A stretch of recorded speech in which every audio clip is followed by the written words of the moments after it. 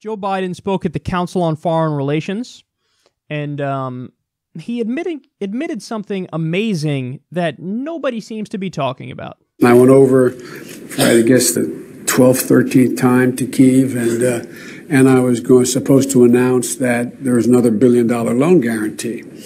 And I had gotten a commitment from Poroshenko and from Yatsenyuk that they would take action against the state prosecutor, and they didn't. So they said they were walking out to press conference. I said, no, I said, we're not going to give you the $1 billion. They said, you have no authority. You're not the president. The president said. I said, call him. I said, I'm telling you, you're not getting the $1 billion.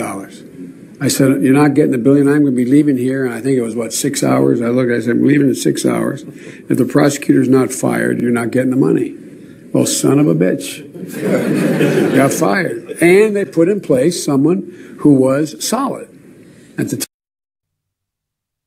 Okay, he's bragging about rigging the political system, the judicial system of another country, of Ukraine. He's bragging about it. He's bragging about it. The U.S. runs the world like the mafia. But, you know, you used to have to conceal that fact and act like, no, everything's on the up and up. We believe in equality under the law. We believe in self-determination. Hey, we believe in freedom and democracy. Therefore, the people of Ukraine get to make their own decisions. No. He's like, yeah, we held $1 billion over their head and said, oh, you want $1 billion? Well, you got to do X, Y, and Z because we don't like. They're not sufficiently pro-America. What's going on here? See, the people who Biden and Obama would have wanted fired in Ukraine are people in Ukraine who are pro-Russia. So the fact that he's bragging about this, like, oh yeah, we're going to give him $1 billion. Sorry, you're not getting it. Why? Well, you haven't done my bidding. Listen, I'm going to make you an offer you can't refuse. You get $1 billion, but you got to fire this prosecutor. He's not sufficiently, he hasn't sufficiently kissed the ring. Wow. And again, nobody's talking about this. Julian Assange tweeted this out, but nobody's talking about this. Okay, you know what this reminded me of? It reminded me of, again, this was from WikiLeaks. It's leaked audio of Hillary Clinton. I believe this came out during the 2016 election. Look at what she said about Palestine. I do not think we should have pushed for an election in the Palestinian territories. I think that was a big mistake. And if we were going to push for an election, then we should have made sure that we did something to determine who was going to win. Wow. I don't think we should have had push for elections in the Palestinian territories. And if we were going to do it, we should have made sure we figured who was going to win. She's saying there shouldn't have been elections, but if there was, we should have rigged it for who we want. So, Hamas won. Well, we don't like Hamas. We should have rigged it against Hamas. God, fucking democracy. Sometimes we get the wrong answer. Should have just rigged it.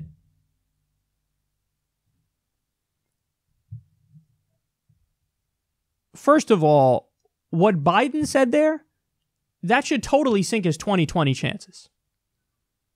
It should totally sink. He was the vice president, and he's bragging about how they rigged the Ukrainian system. That should totally sink his chances. 100%. And then these are the same people, Hillary Clinton and Joe Biden, among others, who have the nerve to talk about Russian interference in our system. Can you believe that one country would mess with the system of another country? Yeah, Joe, tell me more about that. How fucked up it is when one country messes with the system of another country. Oh, but see, when we do it, it's okay. That's in order to analyze anything about what America does from within our system, in order to be a respected pundit, you have to forego objectivity and equality under the law. And you have to agree that, okay, when we do it, it's not the same thing. It's okay when we do it. When anybody else does it, it's wrong, right? No, I don't agree with that. I don't agree with that at all. So they're going to bitch and moan about Russian interference. And by the way, what do they mean by Russian interference? Russia may have used Twitter bots and fake news on Facebook. So they're doing full social media crackdowns over that, over Twitter bots and some fake news on Facebook. Now, Mark Zuckerberg tweaked the algorithm, and news and politics is totally deprioritized, and independent news and politics is super deprioritized because, hey, we count the same as Alex Jones now. Twitter, we got to ban all the Russian bots. There's already been stories of people who, of course, were not Russian bots who had their accounts banned. This is the effect of that. So you're allowed to flip out over Russian bots. Remember the headline of Russia used Pokemon Go to sow discord using Black Lives Matter protesters. I don't even know what that means. What does all that mean? I don't even know what that means. They're arguing, Russia stoked racial tensions in America. Blame them for the... What? We've always had racial tensions. What the fuck are you talking about? Russia's to blame for the Trayvon Martin situation or the Michael Brown situation or Philando Castile? Russia's to blame for that? What the fuck are you talking about? When people are out there protesting over race issues, perhaps they're independent thinkers who've come to their own conclusions and they go, I think this is fucked up. We should try to change it. No, blame Russia. Russian interference in our system. They made you care about that by sowing discord and using fucking social media bots or something.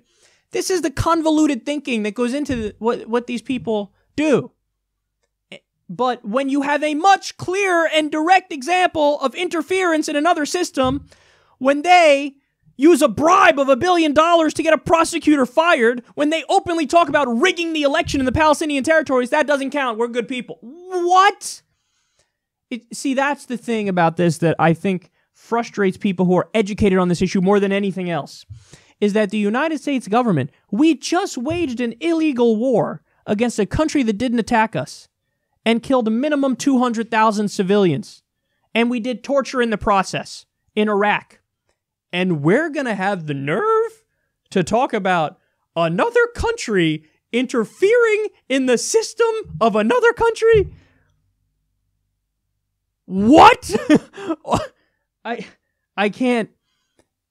You can go into the history of the CIA and literally doing coups and overthrowing governments for our corporate puppets who we put in there, the dictators who will do our bidding. You go down, this is the history of the United States of America. Now, I'm not saying that Russian interference or anybody's interference is okay in an election, but that's the point, is that their argument is when we do it, it's okay. When anybody else does it, to a much lesser degree, it is not okay. And that's what's so fucking frustrating. So just imagine for a second, this was Vladimir Putin saying the same thing that Joe Biden just said here. I give him, we give them $1 billion, but I say, well, first you have to do a favor for me. You must fire a prosecutor. They would be playing that 24/7 on our news networks. 24/7. Imagine Vladimir Putin. We shouldn't have been okay with elections in this place, but if we were going to do elections, we should rig it. 24/7. We'd be going to war. That's what would happen. But when our guys do it, not even a fucking peep. And one of the Democrats who did it, Biden, is now considered one of the front runners, anointed by the media to be considered one of the front runners in the Democratic primary. This is what frustrates people about our system, our media, and our corrupt, hawkish government.